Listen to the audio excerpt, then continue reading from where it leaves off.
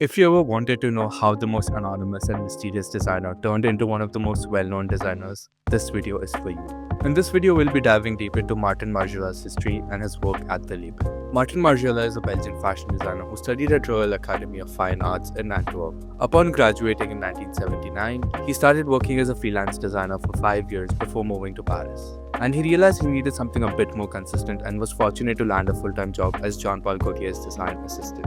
This was a turning point for Martin as he was learning everything from designing runway collections to the fundamentals of running a label. Jean-Paul Gaultier deeply admired Martin's work and it was making a lot of headlines. Around 3 years later, Martin decided to start his own label. His label was unlike anything people had seen. Martin was famous for his use of deconstruction and using unusual materials. His first collection itself felt radical and most people were not ready for it. His debut collection took place in 1988, which was held in a cafe that doubled down as a theatre. There were a total of 52 looks and most of the models' faces were covered with masks, and Martin did this so that the focus would be on the clothes rather than the person wearing. The color palette was mostly black, white and red, and during the show Martin also debuted the infamous tabby show, which was inspired by a Japanese split board called Jika Tabby. Martin continued to push boundaries within fashion and his next show proved just how different he really was.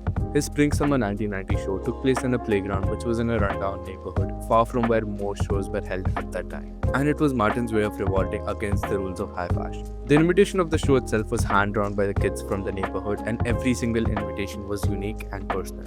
The venue ended up being way too crowded and Margiela had the kids sit in the front row because they were using their playground, while many of the high-profile guests had to sit or stand on the ground. The kids were running up and down the runway along with the models as they showed the looks and it was so wholesome. The collection itself had the main elements of Margiela like deconstruction, unfinished silhouettes and use of plastics. In an industry like fashion where most shows have high security and exclusive audiences, this show had an open door policy and it all felt so natural and real. Even though most people at the time didn't really like the show, it is now considered one of the most thoughtful shows in fashion history. Martin really had a mysterious persona that tied into the label itself. He rarely agreed for being photographed, refused to do any interviews, and didn't even show up at the end of his shows and instead sent his team. The entire label was built around this philosophy. Martin's whole idea of anonymity also resulted in the most iconic 4-stitch label, which was essentially a plain label with 4 stitches on the corner, and this was so profound because the lack of a label itself was the indication of a label. And in 1997, he introduced the number system, which is now one of the most recognizable house codes of Margiela. It basically has 23 numbers, each representing a line. For example, the number 1 is for artisanal collections, number 10 is for menswear, number 12 is for accessories, and number 22 is for shoes. During this period, he also introduced techniques and elements that were way ahead of their time. One of the most iconic techniques he created is bianchetto. It was introduced in the late 1980s, and the technique involves coating garments, shoes, or even accessories with a layer of hand-applied white paint.